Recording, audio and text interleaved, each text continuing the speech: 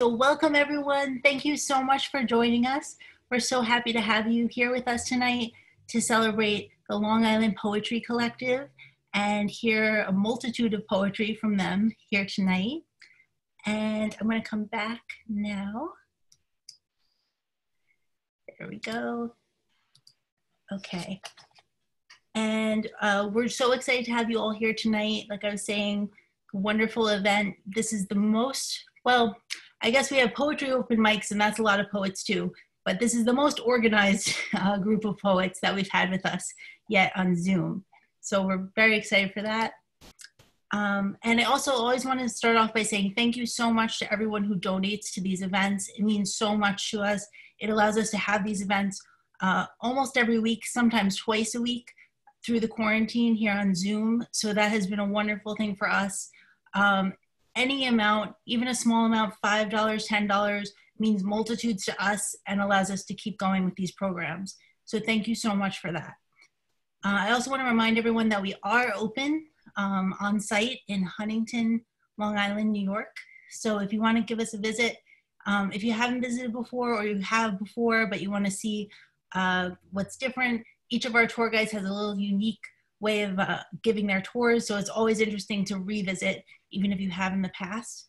And for Labor Day, our hours are going to slightly change. So we're going to be open Wednesday through Sunday starting next week.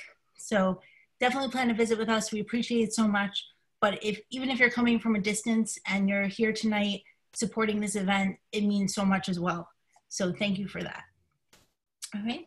And I just want to go through our other upcoming events very briefly, and then we'll start our program.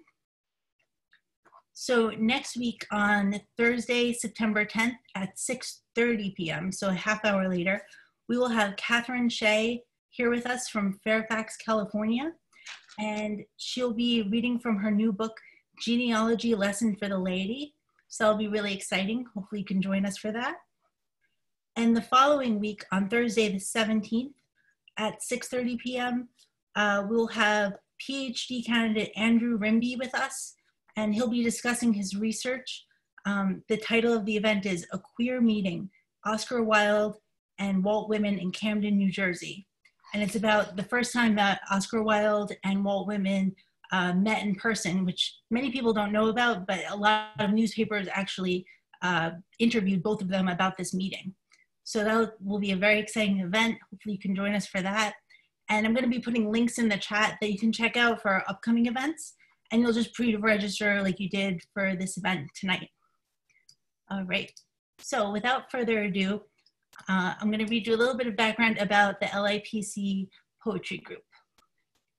Founded in 1973, the Long Island Poetry Collective, LIPC, is one of the oldest poetry organizations on Long Island.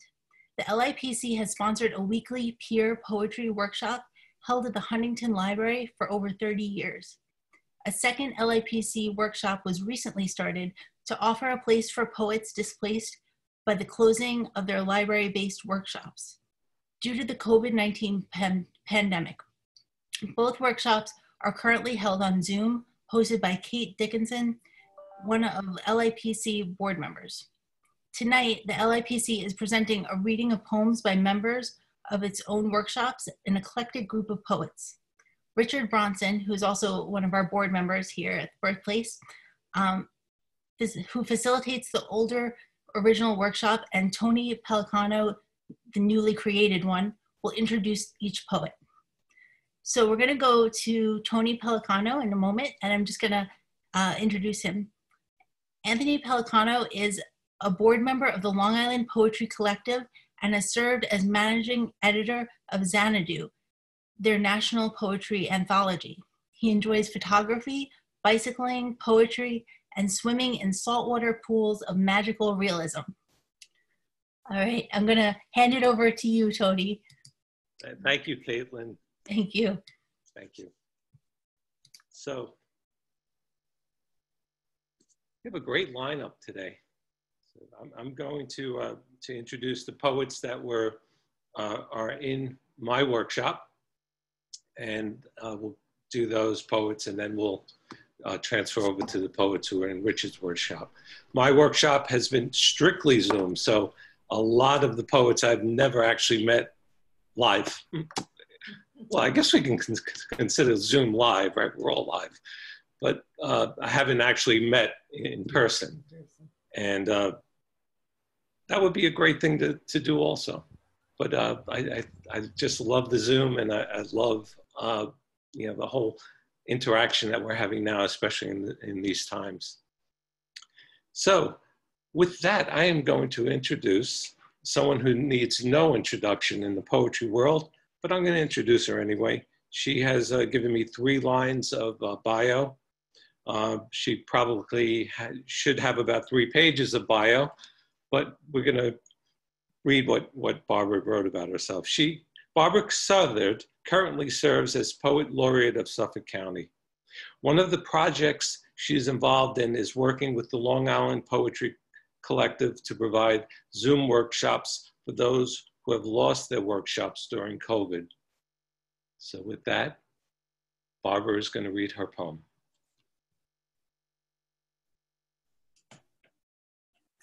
Hi, everyone.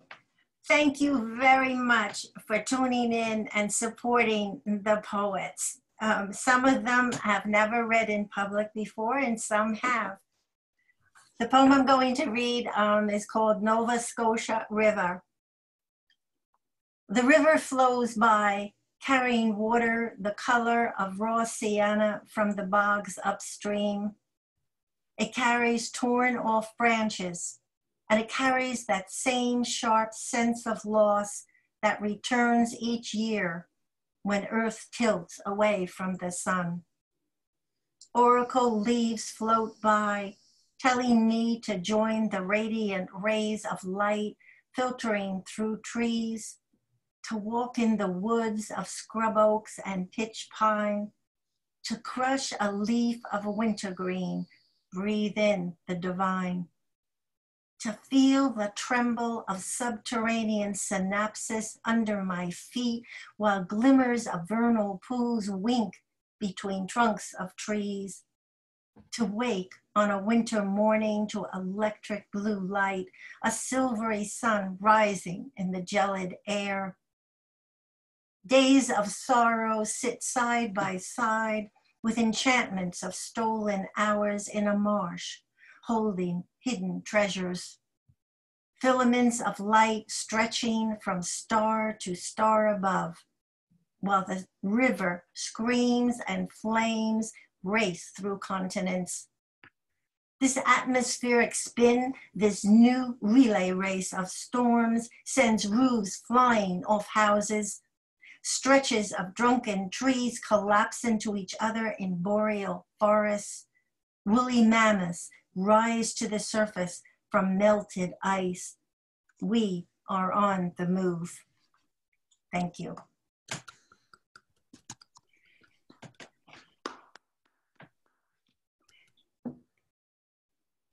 Beautiful poem. Thank you. Thank you, Barbara. Next up, we have a workshop member. Ophelia Jiminez is a wife, mother, and grandmother. Her passion for poetry began in Puerto Rico, where she was born. The LIPC is Ophelia's new venue to meet with poets, to learn, and to share poetry. So with that, Ophelia is going to read her poem, My America.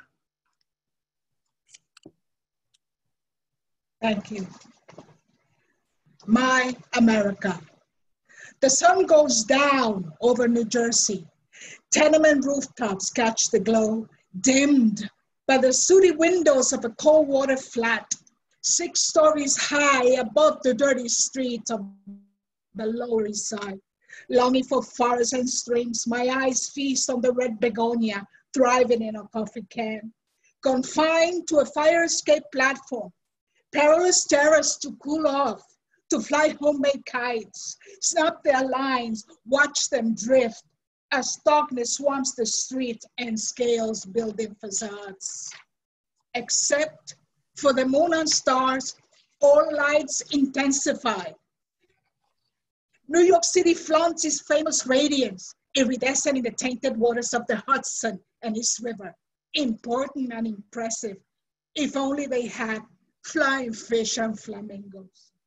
I'm a Boricua, New Yorican, in racist lingo, a speak, attuned or immune to the good and bad of the city, that often nest pigeonhole beliefs that don't deter me from trying a caniche, a bowl of fried rice, a slice of pizza.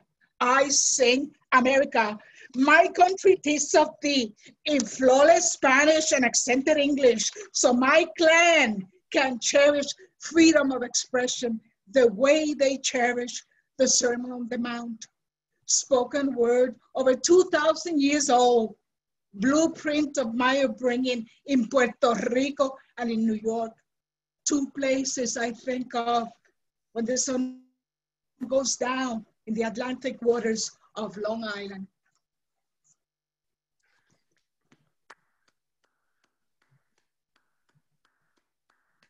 That was awesome, Ophelia. Thank you. Thank you. I think you like a little magical realism too. That was terrific. Thank you. Thank you so much. Next up, we have Tom Karlson. Tom Karlson is a poet who has been writing poetry for a biblical generation. His subjects are historical and political, about New York, and poems of family and of love. I just want to say I have an added 10 lines at the end of it, and I'll, anyway. If we are to live, it will be in song, silent at sunrise. If we are to talk, when the moon rises, if we are to breathe, let it come in great gasps. This night, millions are alive, moving like the West River, down to the lit up sea. Arise with a single voice, not to stare, not to kill, breathe alone will not suffice. Implacable desires grow like Jack's beans under the summer solstice sun. The pundits are nothing, babbling baba, pictures blasting throughout the ether, Romans salting Hannibal's Carthage. They march with memory of the murderous emperor, a vision of past screams and lonely deaths. Visionless, the pundits see only today. The marchers are alive, illuminating tomorrow, fighting for today. If we are to live, to sing, to laugh, we must walk with them, to remove yesterday's rot, yesterday's greed, yesterday's hatred. We will shout their name throughout the streets. No justice, no peace. Black power, Black lives matter. Another world is possible. And here are the 10 lines. The fog of COVID. COVID rides in on a cough and a sneeze, probing for fresh lungs, on the prowl for victims. We fight back, quarantine, Zoom our ally, poetry our weapon, to blast the fog. Venceremos, vamos a triunfar.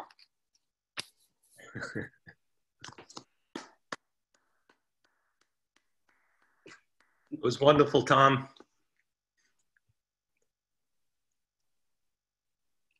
I often learn so much history, and especially about protest from Tom. It's incredible. That was terrific.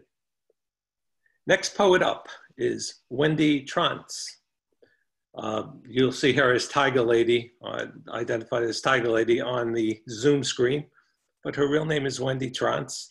She's a retired New York City teacher. Her works have appeared in UFT publications, Reflections in Poetry and Prose. She has an honorable mention, Mid-Island Y JCC Adult Poetry Contests from 2018 and 2019. And Wendy is going to read her poem, Into the Fray.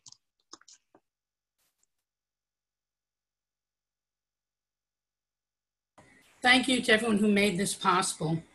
Into the fray, she wakes at dawn, fortifies herself with black coffee and toast with jelly, gathers her armor, mask, gloves, disinfectant wipes, loads her weapon onto her cell phone, the supermarket barcode scanner, which she will aim at all her groceries as she shops. Arrives at the supermarket, dons her mask and gloves, wipes down the shopping cart. All the aisles are one way, follow the aisles. Quickly searches for the essentials, says to herself, my kingdom for a roll of toilet paper. No such luck. Only 10-pound bags of rice left on the shelves. The only jelly left in the store is grape. No hand soap to be found. She buys what she can find, even if she wanted something else. Looks at her barcode scanner. Your shopping time has expired. Runs to aisle 10, lines up for checkout. She doesn't need to put her groceries on the counter. Her phone holds all the information needed. Holds her phone up to the plexiglass, separating her from the cashier.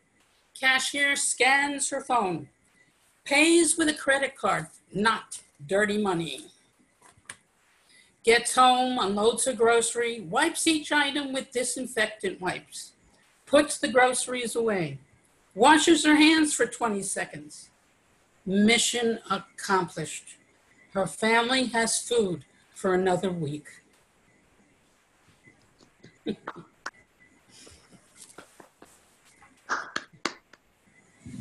Thank you, Wendy.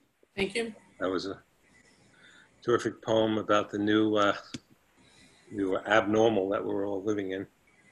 We've all experienced a lot of what you just mentioned. Next poet up, Melba C Lewis, believes knowledge should be shared and children must be encouraged to read, even if it's comic books. She loves libraries, watching TV, emerging technologies, and writes for joy and relaxation. So Melva is up next, and she will be reading her poem, Dear Pappy, and another poem called Singing.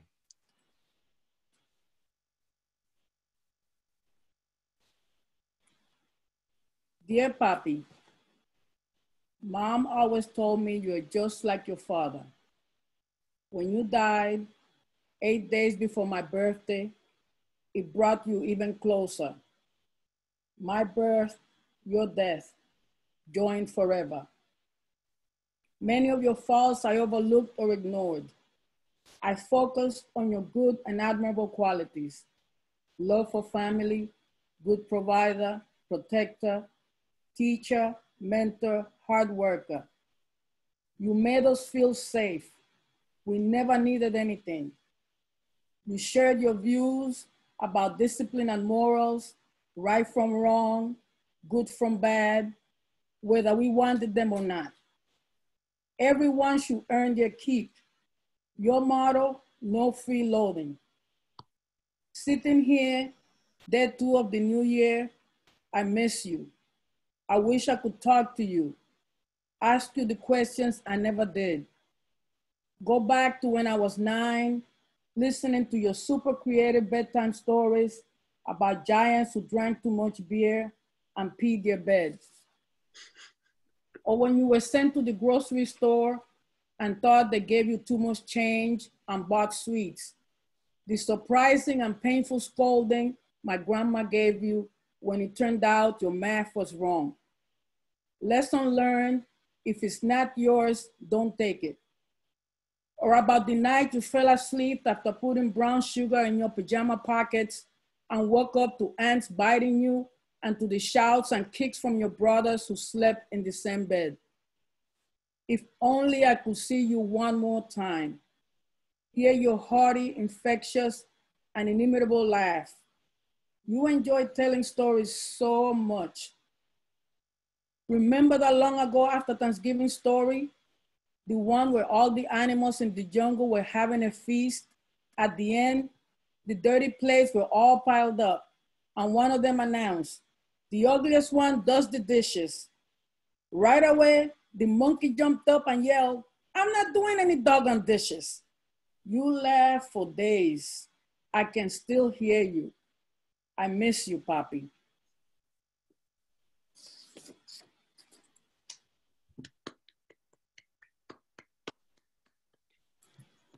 This one is called Singing. Singing. He was singing to himself, the lone mirror on the bare walls of the empty room, reflecting his lip-syncing silent twin. The glass windows reverberating, unseen, high, low, 8 notes, quarter notes, syncopated, reminiscent of last night's rooftop crowds frantic boogieing to the incessant, never repeated, frenetic beat of the conga drums. Leaving the room, stepping in his two-tone shoes, his hips undulate to a hidden pulse, fit doing a suave cha-cha-cha. He flips his small brim white fedora, whistling as he closes the door.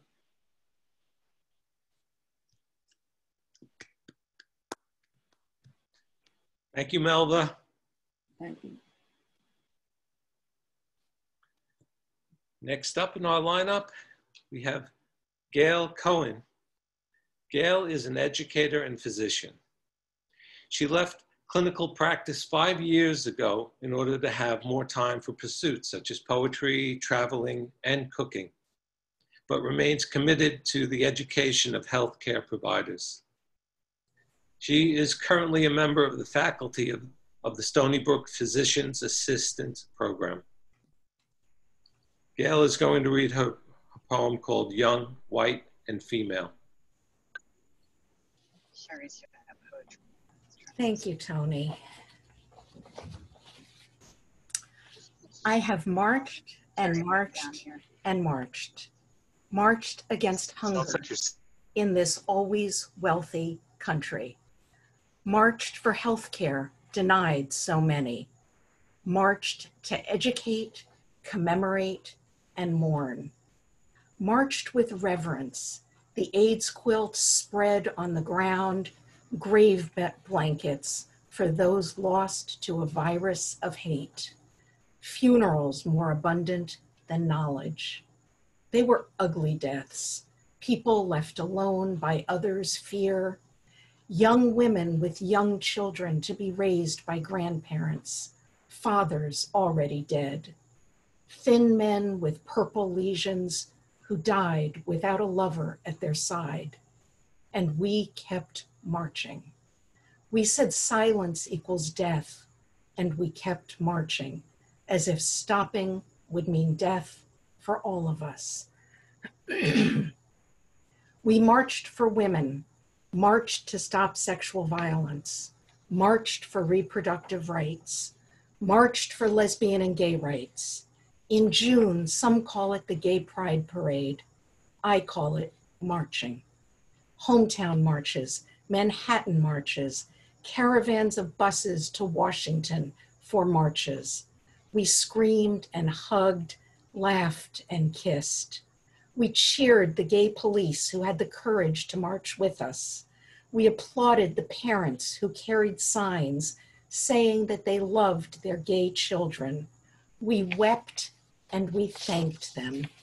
We thanked them for loving their children.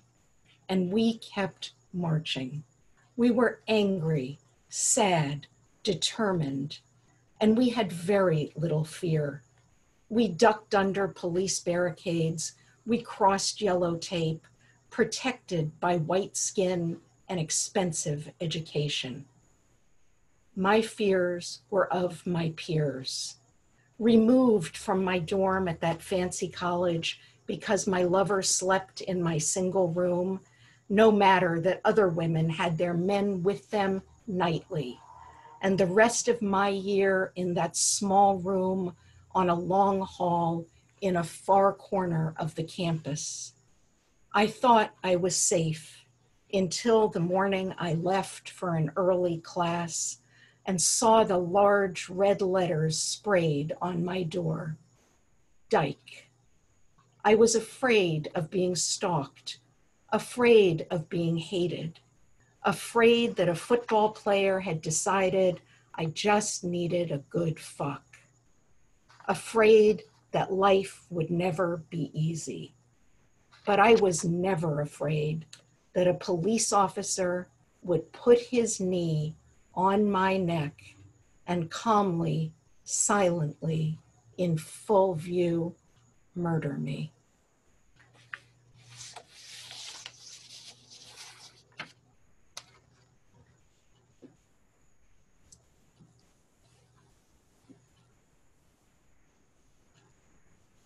Sorry, I was muted. So powerful, Gail. Thank you. Thank you so much. You know, next up is Jesse out there? Jesse Kasowitz? I don't think we have Jesse with us yet. Yeah, Jesse is trying to get in. I'm going to call him now and tell him to, if he can get in on my telephone and read his poem that way. Okay. Sure, Jesse's in Edinburgh right now, in Scotland. Yeah, he's in Edinburgh, right? Yeah. So if you could try that, Tom, that would be That's what I'm going to do. appreciated.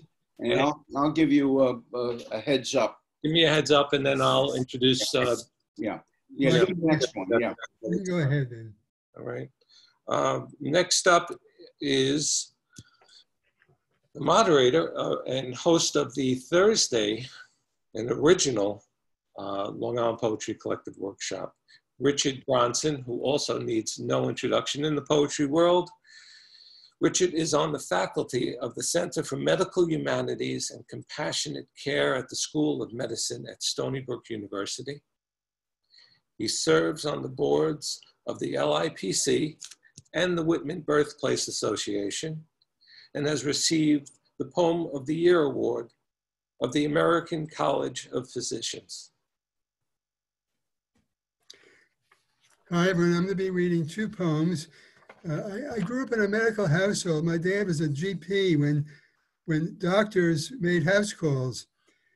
And this first poem is informed a little by that experience. It's To His Violin for William Bronson, MD. I found you abandoned in the attic of my boyhood home, your broken bridge, rusting strings, a testimony to disregard. When had you last sung, and what year did he last hold you in his loving hands? Can you sing me a song of my lost father, of the times you had together, the long dead maestro, and you, his prima donna? When did he last place you in your case, where you waited in aging velvet until gently lifted from that grave resting place, and I stroked your strings? If I were to raise your frayed bow, touch so lightly those strings, would you whisper why he lost interest, left you longing in your case? What was his new love? What led him to this estrangement? What ruled him that nothing else mattered? His music, his family. Sing me a song of my lost father, of the times you had together. Tell me of his passion. Whisper his secrets that I may understand. And then the second poem. A guest at communion. The pastor wipes the chalice clean as one by one they come to drink. Some place the host within their mouth, then sip. Others dip into the wine, partake as one the body and the blood. Between hymns and homily, the pastor takes a handkerchief from under his robes, blows his nose. These same hands hold a cup of wine.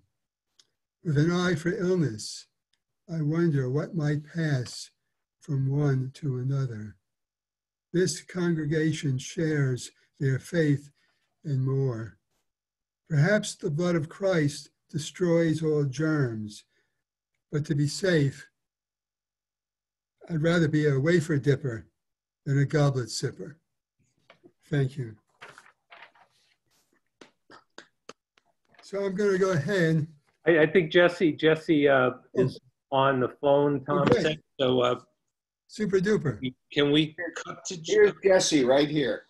Can you hear me? Oh, okay. Can anyone hear me? Well, yeah. Let me do a little introduction, and then you can read your poem, Jesse. Great. I'm glad you can make it. Jesse is currently on Tom's phone and is currently in Edinburgh, Scotland. So Jesse Kasowitz is a retired government lawyer and technical writer. He is a fan of poetry and a reader and member of 3 book clubs. And Jesse's going to be reading his poem, Designating Ex-Wife as Healthcare Proxy, which is a fun poem. Okay. A piece of common advice. Can you all hear me? Yeah. Okay, a piece of common advice. Never go mountain climbing with a beneficiary. The prospect makes me ever so jittery. Is it a similar judgment of laxity? Naming ex-wife as your healthcare proxy? Spouses continue with one another for family decisions as father and mother. Decisions that are trivial can be quite convivial. Books, movies to recommend, weddings and funerals to attend. But a healthcare proxy decision is grave, one about whether to die or save. Regardless of how long you are married, no one forgets where the hatchet is buried. There was your flirtation with her friend, your gambling losses and the need to lend. Then, at a critical moment of discretion, she may recall a certain deception. Then you total the uninsured family car. He looks a little queasy, pull the plug, au revoir. Not included in the will? This guy's going straight to Boot Hill. The time you left her waiting in the rain, finish him off, he's circling the drain. When money was needed, you told her to wait. Check the old geezer out, do not resuscitate. So if you have a reason to be suspicious, the proxy to your current girlfriend would be auspicious. Given years of unforgettable strife, this simple measure could save your life. Terrific, Jesse. Jesse. Nice job. Richard? Okay, I'll take over.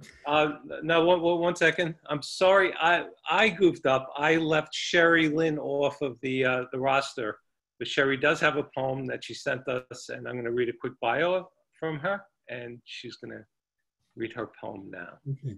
So Sherry Lynn launched her first poetry and photography chapbook, Nature's Breath, accompanying postcards and website breatheinsights.com in 2019. The works were published by NCPLS, PPA, BARDS, the 9/11 Museum Artist Registry, and the LIWG's The Odyssey, and upcoming in August, Chicken Soup for the Soul and North Sea Poetry Scene Press. And with that, I will let Sherry Lynn read her poem. Hi, thank you, Tony and Barbara and Caitlin for making this happen for us. And I'm so honored to be among all the poets today. I'm going to read Windows Before. White knuckles clutch both arms of my chair. The window to Central Park before me becomes an enemy for which I'm desperate to escape, suffocating in the paralysis of time suspension when the first plane skims over us 100 feet overhead.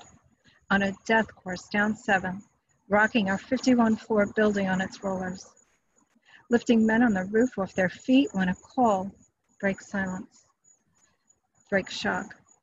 Come, now, the South End. Approaching the crowd, silence pierces my ears. Coworkers are mannequins in a trance. The plane's hole burns dark clouds onto my eyes. We ride the 47 floors down to 52nd Street, ready to walk dozens of miles home. These black, backless heels are ridiculous. A taxi offers a ride to the bridge as cars slog in wounded stagger. Summer sun, brilliant blue sky implore beauty, but there's no beauty here. No beauty at all. Horror and darkness set in like a plague. Then I see them, exiting the brownstone, hand in hand, her brown hair loose about her bouncing. As he leans in for a kiss, they do a little side hug, movie screen lovers still in the splendor of before. My nose presses into the taxi window, an urgency rising as I point to show my friend in the cab with me, barely utter, "Look." The glowing couple, inoculant on a buoyant stroll. We are trapped within these windows. No, stop, don't go, is screaming in my head to the couple, disappearing from sight toward fatality. Defeat stings, lingers when we are let out at the bridge to join robotic masses. As police hail down a stray empty bus, commands, "Everyone on, now!" Standing in the aisle, searching for hope in eyes of strangers against the drumming hum of the engine, when the bus stops short in the middle of the 59th Street Bridge, where we watch death fall as the South Tower collapses into a plume. Strangers, hand in hand now, streams etch rivers on each face as our hearts bond in anguish and collective grief steals our language away. Like children whose cocoon of innocence has broken without butterflies to touch. We are in the knowing. History's trajectory is ravaged with an abyss of loss. Incalculable, as time is to be measured by the before and the after, with our noses pressed to the window. Thank you. Thank you, Sherry. Beautiful. Okay, we're going to move on. And the next poet is Kate Dixon, trained in piano performance and music education. Raised in as a suburban New Yorker, she was also formed by youthful summers in rural South Jersey, picking berries on her grandmother's blueberry farm. Kate is a board member of the Long Island Poetry Collective and will read her poem, Dragon. Hi, this is Dragon. For eons in my mountain lair, I've shifted and scraped to shed my skin. So high, I became this version of me. Now, clumsy in this unholy frame, I am new as I leave my cave. Wonder why water burns like cinders on these sudden wings. Bewildered with scales so honed they cut the sky, and I plunge, emerald and glisten, edges slicing what I cannot feel. But I sense you in the night, you, for whom I turn awkward frenzies, spasms of shy. I'm clawing charred earth, trees, stone, sliding over blackened sands, icy lakes, disturbingly blue. So many elements in which I don't belong, that don't belong to me, though I would gladly steal. For all the treasures I hide, I keep for you, while I continue seeking, and still find nothing comes out right. My kisses turn to smoke, My fever singes your hair. I snarl what I cannot speak. Will I ever breathe deeply again? Each intake of air ignites between my eyes, shimmers in my lungs. Perhaps all I have to offer you are the sparks that flare inside.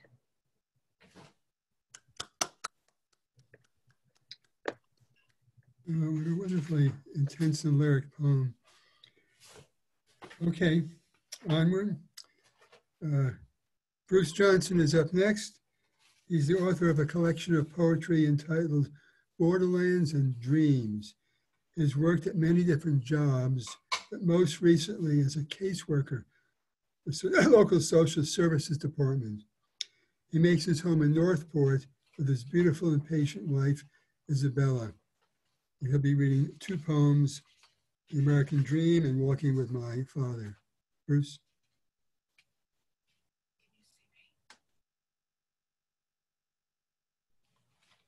Oops. Oh, Bruce, you have to unmute. Oh, you got it. Perfect. Okay. Hi. Yeah, I'm just going to read one poem. I'm going to read The American Dream because I wanted to actually show you the book that I just published. It's called Borderlands and Dreams. I don't know if you see it backwards, but I do. That's okay. And it's available on Amazon, in case you wanted to know.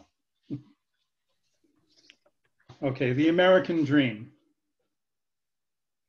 Sometimes, when I am only a character in childhood memory, I rest the mind's eye on the old house, or the elm trees on the walk to school, or the family around the table, and let myself think that what is possible is as limitless as a 9-year-old's dreams, and allow myself to believe, as taught, that history is a story of progress, despite the evidence. Amid these restless parkways, my ambitions rose and fell to the sway of rock and roll radio and television theme music, just as surely as my father's had in the years before the Depression, before his journey across the English Channel, through the farmlands of France and into those dark camps. And then what dreams? He returned to his small town, then a terminus for white flight, a blight born of unpurged sin. And there, potato farms became 3-bedroom hopes in the same way that prairies became homesteads and homesteads subdivisions. Destiny manifest in strip malls and parking lots. Horace Greeley advised, go west. He might have added, and treat your neighbors with respect. A thought surely not in the minds of those who, from train windows, shot buffalo by the thousands for sport. Or perhaps to starve the peoples of the plains. Participatory genocide, incidental and intentional. Sometimes when I consider what we are willing to do to satisfy our dreams, I pray for insomnia. Often I daydream of a post-adolescent America, one no longer obsessed with boundless growth and wealth, one possessed of reverence, gratitude, stewardship, of desire for justice, despite the cost. And I wonder what will wake us. Thank you. Thank you, thank you. Well, we know why you were working for social services, and that poem really was speaking truth. So we'll move on. Next is Tonia Leon. Born in Brooklyn, her poetry reflects her many loves, including music, ecology, gardening, social justice, art, and stila patal. And Tonia told me how to say that. I hope I did correctly. The snow-covered volcano of central Mexico. She has published English and Spanish poetry in the USA and abroad, including 2 chapbooks. Tonia currently teaches Latin American studies at CUNY. Tonia, you're up. You'll be reading Divine Disorder.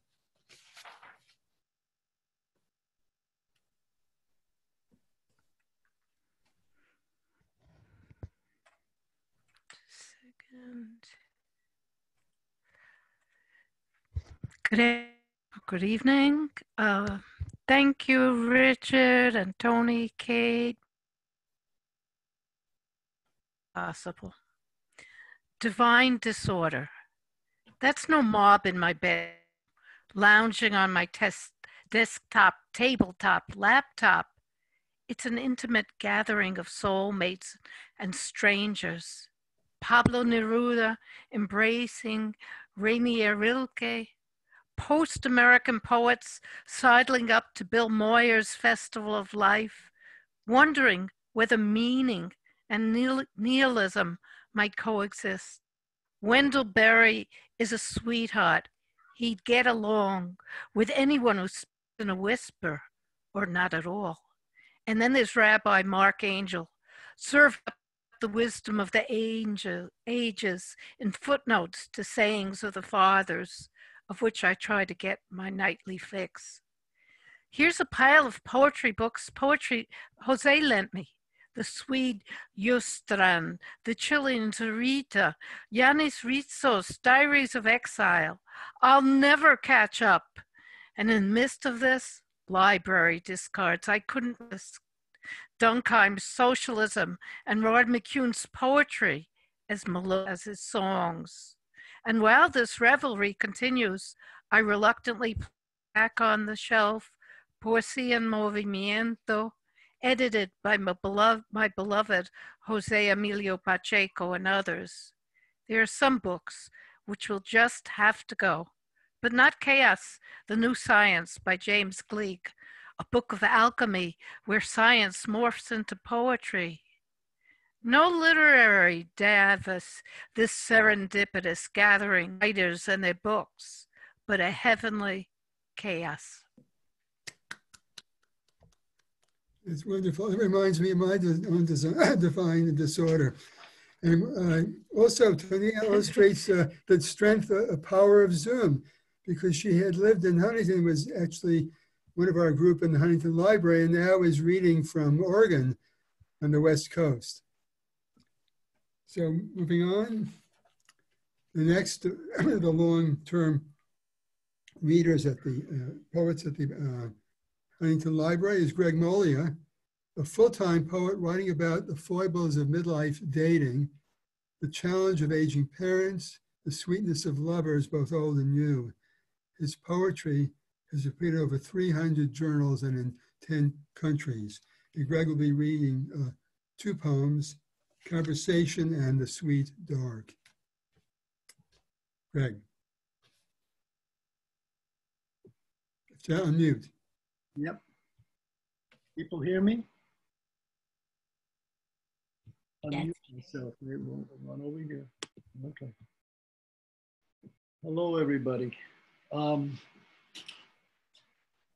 Conversation, which is about conversation that becomes something else. Conversation. Tell me, love. Tell me all of it. The trip to the grocery for yogurt. The doctor's sickness cancels your visit. The friend's awful back pain. Here's some of mine. My hearing aid fails. The reading glasses disappear. My teeth lose their holding pace. All of it. All of the talk of the old. You call it that, and I say yes, and then stop. You're sharing with the lover. I bet this is new. Force me back to when we first met. The talk of Neruda and poetry. The talk of your divorce, my divorce. Typical. And where we were living. With time, no talk of the heart change. But I bet, let me bet, without saying so, you let your heart change. when you tell me of the grandkids, what you made them for lunch, and to add me as listener, as if I've always been there. Then your plan far ahead for dying. Lover, you teach me of death by being yourself. Oh God, the gift, the gift.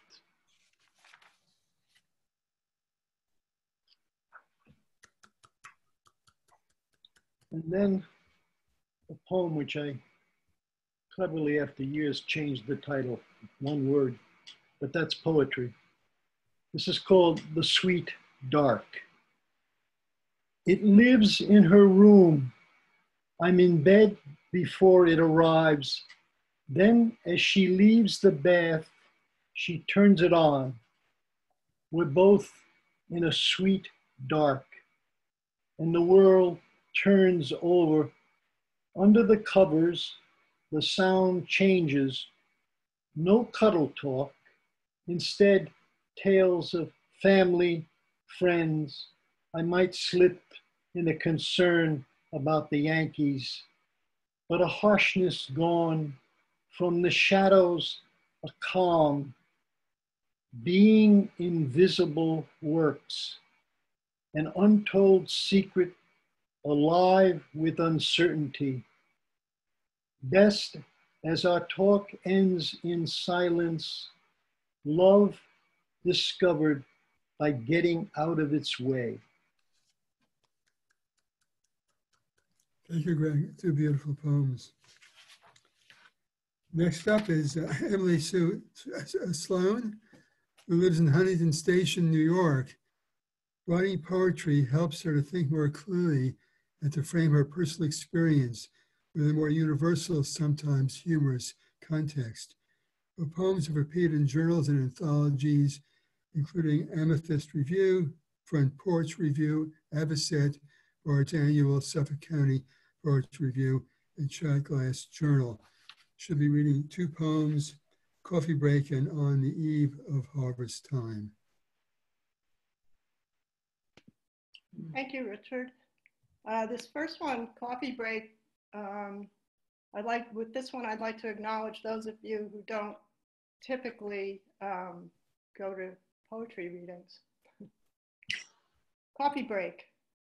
Poetry not your thing. You don't say so, but I read in your eyes the sorry that you asked what I do.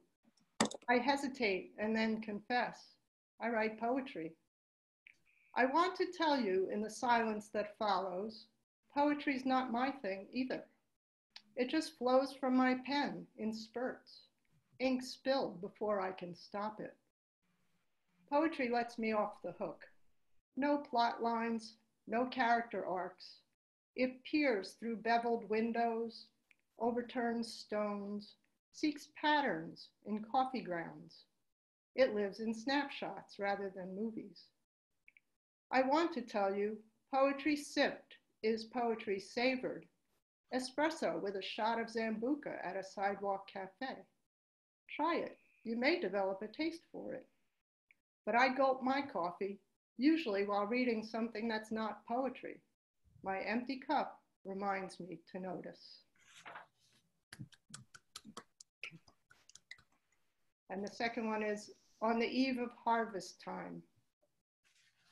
A late morning sun lights up treetops amber and auburn where the green of summer stood just yesterday.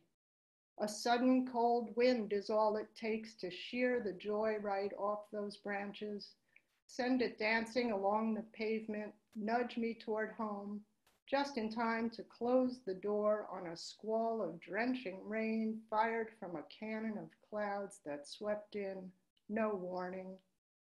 Sycamores' early dropped leaves rustle and crunch under footsteps and paws, scurrying to gather up, batten down for winter's starker, darker days. The moon-phased harvest balances bitter and sweet. Gourds and kale overtake the last of tomatoes and squash in a relay race that will end with a killing frost. Thank you, these are two beautiful poems. Now to close the circle, Tony Policano is going to come back and read the last poem of the evening, Abundance, Breakfast, and Absence. Tony, you're up.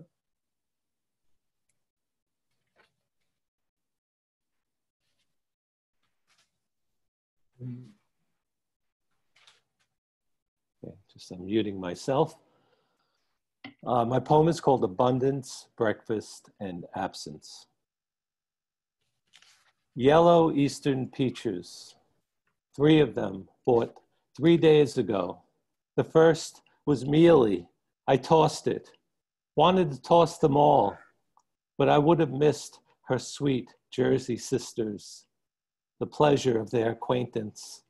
This morning, the last, sliced into my bowl. An island of granola oats, hot off the stove, rooted in a lake of organic whole milk with a dollop of maple syrup from up north and those juicy peach slices casually floating. Italian dark roast poured from my Bialetti pot into a hefty mug with an image of the Dallas city skyline and the slogan, the Big D, printed along its base. And for once, I don't think of death, but pretty Texas barroom girls in short skirts and suede Western booties, my eyes rising from the sparks of their heels to their bare, dimpled knees. But I'm two-stepping here. Let me introduce myself. I am a devotee to the monastic order of the meditative breakfast, a meal which was in the beginning, is now, and why shouldn't it be, without end? And did I mention the second cup of caffeinated Italian roast, my thoughts steaming in abundance, yet all I can dwell upon is absence. The thin plastic container left by the sink. Missing are those plump, antioxidant, steel-tinted mini cannonballs of blueberries. My wife's gone to work. Radio is off. Silence is fine-tuned. Water bowl on the floor, bone dry. And in the kitchen corner, after 14 years, our dog's pillow bed, as empty as a shrine.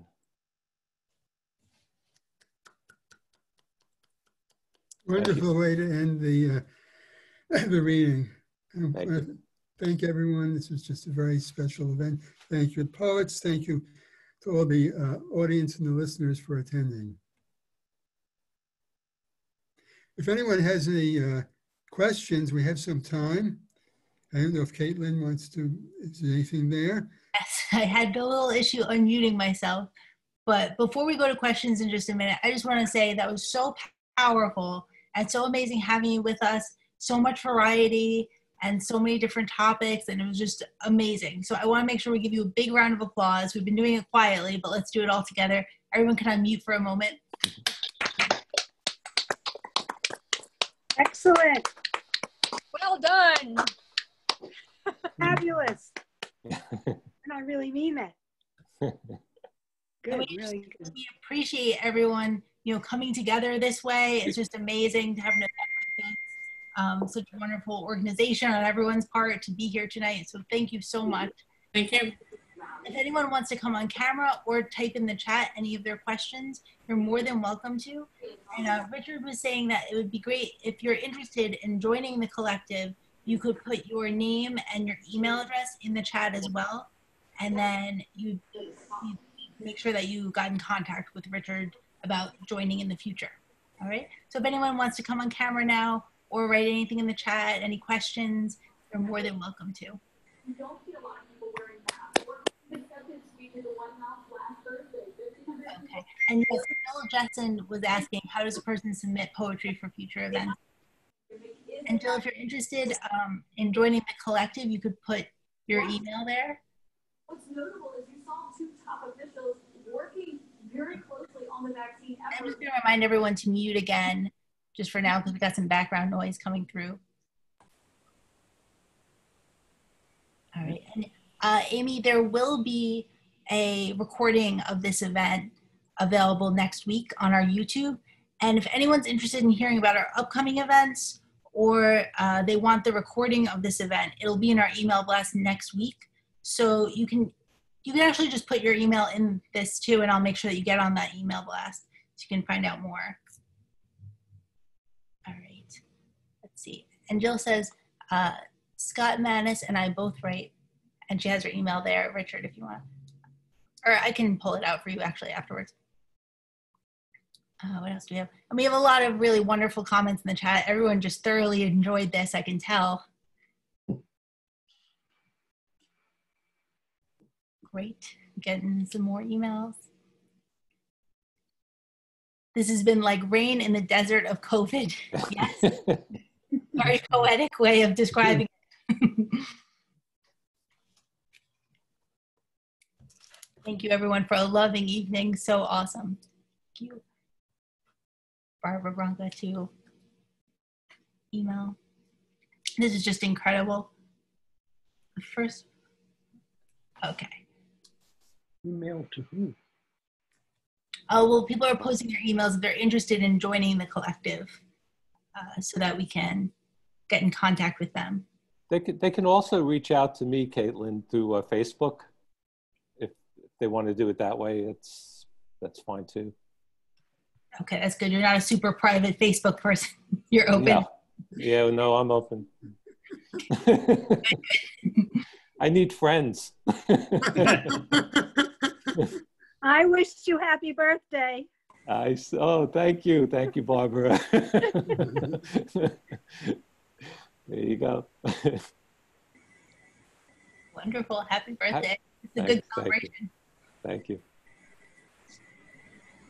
So how do people feel about this Zoom reading as opposed to in-person readings, or in the group reading? I mean, I do people have sort of get the same sort of thing out of this or not?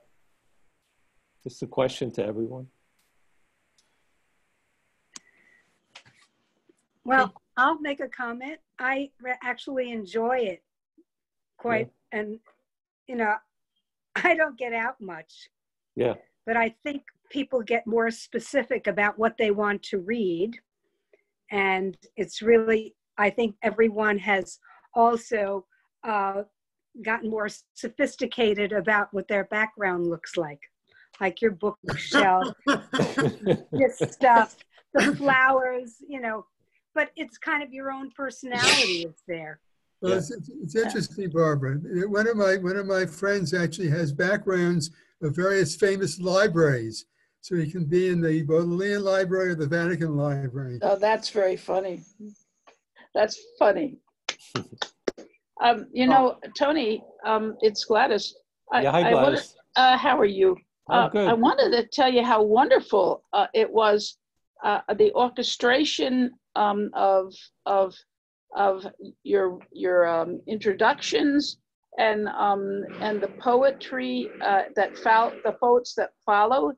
I mean, that took work. I mean, and it was really apparent. And I'm really amazed, literally, to every single one of the readers, their presence and their screen presence was really so fine. I have to say to you, it was such a wonderful moment to be here in Wisconsin, which is not quite Edinburgh. I mean, it's not like Edinburgh, but it's in Wisconsin, and to be able to hear you and to hear you all from different places. Well, thank you, Gladys. I have to do, to do this. No one's pulling my leg to say it. So it was wonderful, just wonderful. To do this by Zoom, we saved 100 gallons of gas. No, that's 1,700 pounds of carbon going into the atmosphere, plus 2 long distance airplane tickets. plus the inconvenience of having to drive to and from the place. So there's nothing like this. And I think that certain aspects of this are going to stick long after COVID has disappeared from all of our imagination. I agree. Yeah, I agree. At the risk of COVID, you may have saved our lives also. Good to see you, Jesse. Good to see you too, Richard. Yeah, I finally got into it. I had trouble with the link. I'm glad you made it. Yeah, I would love, I mean, you know, obviously, you know, I'm an optimist and I think the world is going to go back to some sort of real normal. But when that does happen, I could see this kind of being a hybrid, because absolutely, you know, it's just, yeah, I mean, I love to talk to people in Scotland at the same time as I'm talking to people in Smithtown. You know, it's just, that's the nice thing about it. So you know, even if we, let's say, started meeting in a library, in Huntington Library, maybe we could do a Zoom as well and bring people in that can't make it in person. So it's, you know, you have to look at the positive things in those dark clouds, right? The sunshine in the dark cloud is, yeah, we are actually connecting, really, and we're creating a community. And right, but that's how we thought about it when we were forced out of the library, and you know, after many years in terms of getting on Zoom, and of course it was just our local group, and then we thought we should really expand it, and Barbara really had that idea to push the idea. Now we've had another group, and we're hoping to, in fact, further that. And in fact, as I said earlier, right now, Tonia is on the West Coast, and there's no reason why we can't even have, and Jesse's in Edinburgh, Scotland, well, this couldn't expand to a much larger group, maybe even having sister. Thrilled to be able to be here with you.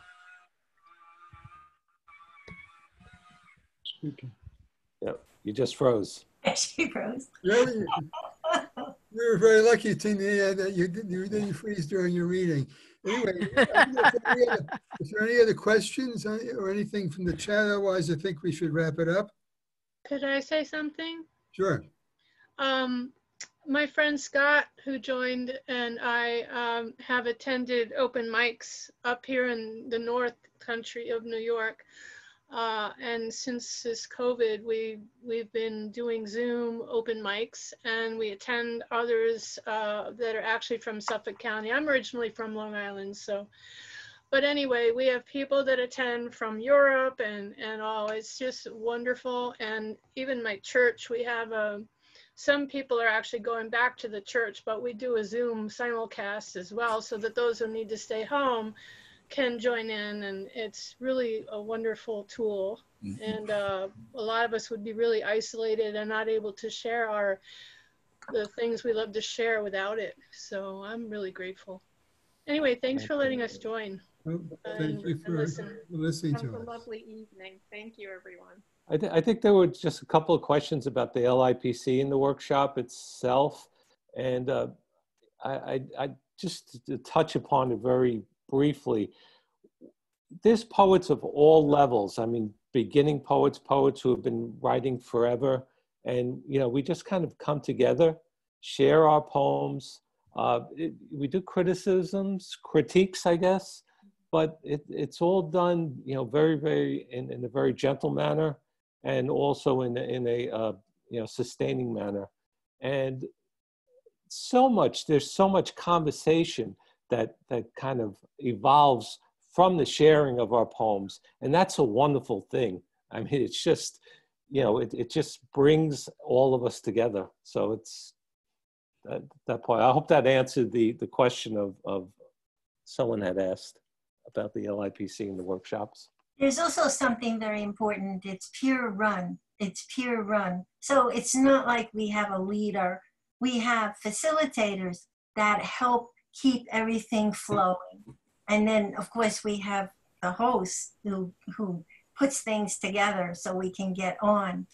But that's, I think, a big plus with the workshops, because we're just all in it together. And as Tony said, is poets of all levels. Yep. Yeah. Right on, Barbara. Right, and I think the three of you did a great job covering a lot of the questions in the chat. I think there's a lot of interest from people that are not necessarily from Long Island. So you may be expanding. Yeah, I have that feeling. We hope so. We hope so. Yes, wonderful. So I just want to say again, so powerful, so wonderful the way you come together. I can see also there's that camaraderie there, that you're meeting every week, and there's just so much great work coming out of it. So I just want to do one more round of applause with everyone for this wonderful group.